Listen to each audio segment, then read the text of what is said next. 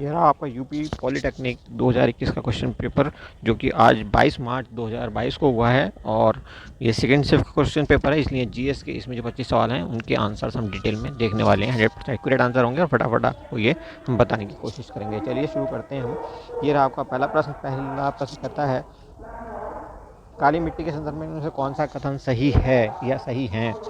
तो देखिए, इसे रेहगढ़ के नाम से भी जाना जाता है, ठीक है, और दूसरा स्टेटमेंट भी सही है। तो एक और दो दोनों स्टेटमेंट आपके बिल्कुल सही हैं। ऑप्शन सी आपका करेक्ट हो जाएगा। नेक्स्ट क्वेश्चन कहता है, अक्टूबर 2021 में घोषित रसायन विज्ञान के नोबेल पुरस्कार के संयुक्त विजेता कौन कौन हैं। तो बेंजामिन लिस्प और डेविड मैकमिलन, ऑप्शन पहला आपका इसमें भी सही हो जाएगा। नेक्स्ट क्वेश्चन देखिए, थर्ड कहता है कि यहाँ पे मैच करना और यहाँ पे पता करना कि इनमें से कौन सा गलत है। तो लेटराइट मिट्टी बिहार में नहीं पाई जाती, ऑप्शन सी आपका आंसर हो जाएगा। उसके बाद नेक्स्ट क्वेश्चन देखिए, क्वेश्चन नंबर 4, भारत में संगठित असंगठित श्रमिकों का राष्ट्रीय डेटाबेस बनाने के लिए अगर 2021 के में आरंभ किया गया पोर्टल है, तो ये पोर्टल आपका है ई श्रम पोर्टल, ऑप्शन सी आपका यहाँ पे सही हो जाएगा। नेक्स्ट देखेंगे आप क्वेश्चन नंबर 5, इनमें से किस शासक ने हजरत आला की उपाधि धारण की थी। तो ये था आपका शेर शाह सूरी, तो ऑप्शन डी आपका यहाँ करेक्ट हो जाएगा। नेक्स्ट क्वेश्चन देखिए, क्वेश्चन नंबर 6, इनमें से किस देश ने अक्टूबर 2021 में आयोजित 18वें आसियान भारत शिखर सम्मेलन की मेजबानी की थी। तो ये था आपका ब्रुनेई, ऑप्शन ए करेक्ट हो जाएगा। नेक्स्ट इज क्वेश्चन नंबर 7, यहाँ पर पता करना कौन सा इनमें से सम्मिलित नहीं है। तो देखिए, वित्त आयोग संयुक्त राज्य अमेरिका के संविधान से नहीं लिया गया, बाकी सब कुछ सम्मिलित है।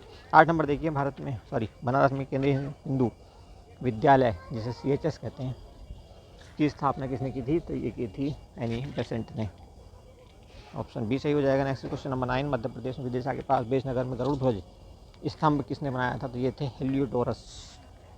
Next question number 10, Bharat one report के अनुसार 2019 की रिपोर्ट के अनुसार इनमें से किस राज्य में जनजातीय जिलों की संख्या सबसे ज़्यादा है। यह है आपका मणिपुर। नेक्स्ट इज मानव संसाधन विकास सूचकांक 2020 में भारत की रैंक क्या है, ये बताना है। तो ये थी आपकी 131। 12 नंबर प्रश्न देखिए, अक्टूबर 2021 में अनुसूचित संसदीय स्थायी समितियों के संदर्भ में से कौन कौन से ये कौन सा कथन सत्य है। तो ये दोनों कथन सत्य हैं, पहला और दूसरा, तो ऑप्शन सही होगा सी। नेक्स्ट क्वेश्चन देखेंगे, क्वेश्चन नंबर है 13, जल जीवन मिशन कब शुरू किया गया था। 2019 में शुरू किया गया था। और उसके बाद 14 कहता है, जैन कल्प सूत्र की रचना किसने की थी। भद्रबाहु ने की थी। नेक्स्ट इज क्वेश्चन नंबर 15, निम्नलिखित युगों में से कौन सी सुमेलित नहीं है। तो देखिए, ये 3 तो सुमेलित हैं। तीसरा देखिए, वट्टापरा, ये जो है चंद्रप्रभा नदी पर नहीं है। ये किस नदी पर है आपको कमेंट बॉक्स में कमेंट कर बताना है, लेकिन ये तमिलनाडु में, इतना हम आपको बता दे रहे हैं। नेक्स्ट क्वेश्चन है क्वेश्चन नंबर 16, इनमें से किसने दिल्ली के एक साहित्यिक केंद्र बैतुल उलूम की स्थापना की थी। तो ये थी जबुन्निसा, औरंगजेब की बेटी। उसके बाद 17 नंबर, भारत में पंचायती राज व्यवस्था का शिल्पी किसे कहा जाता है। तो बलवंत राय मेहता को इसी समिति की सिफारिशों के आधार पर भारत में पंचायती राज व्यवस्था लागू की गई है। नेक्स्ट आपको देखेंगे, क्वेश्चन नंबर है 18, कौन सा अनुच्छेद जीवन और व्यक्तिगत स्वतंत्रता के लक्ष्य के संरक्षण से संबंधित है। तो यह अनुच्छेद 21, मृत्युदंड भी इसी अनुच्छेद के तहत आता है। उसके बाद 19 नंबर देखिए, निम्न में से किस नदी में मौजूली द्वीप कहाँ पे, असम में ब्रह्मपुत्र नदी में गुवाहाटी के पास। 20 नंबर, अक्टूबर 2021 में घोषित भारतीय के नोबेल पुरस्कार, तो इनमें से किसे नहीं मिला। बेंजामिन लिस्ट का नाम अभी देखा था आपने, केमिस्ट्री वाली लिस्ट में इसका नाम था। उसके बाद 21 नंबर देखिए, इनमें से कौन सा अनुच्छेद में निर्वाचन आयोग का प्रावधान है। अनुच्छेद 324 से 329 तक, भाग कौन सा है आपको बताना। 22 नंबर, राष्ट्रपति पद के नामांकन में प्रस्तावकों एवं अनुमोदकों की न्यूनतम संख्या कितनी होनी चाहिए। 50-50। नेक्स्ट इस क्वेश्चन नंबर 23, यहाँ पर बाजीराव द्वितीय को दी जाने वाली पेंशन नाना साहब के नाम पर ट्रांसफ़र करने के लिए जो अपील दायर की गई थी, उस अपील को लेकर यहाँ से कौन गया था कोर्ट ऑफ जस्टिस के सामने लंदन में।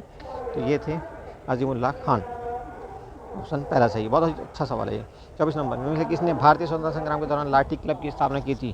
तो बाल गंगाधर तिलक ने। और लास्ट और अंतिम सवाल ये, भारत में निम्न में से किसके पास विदेशी संयोग पर बातचीत करने की शक्ति है। निगोशिएशन कौन कर सकता है विदेशी संधियों पर।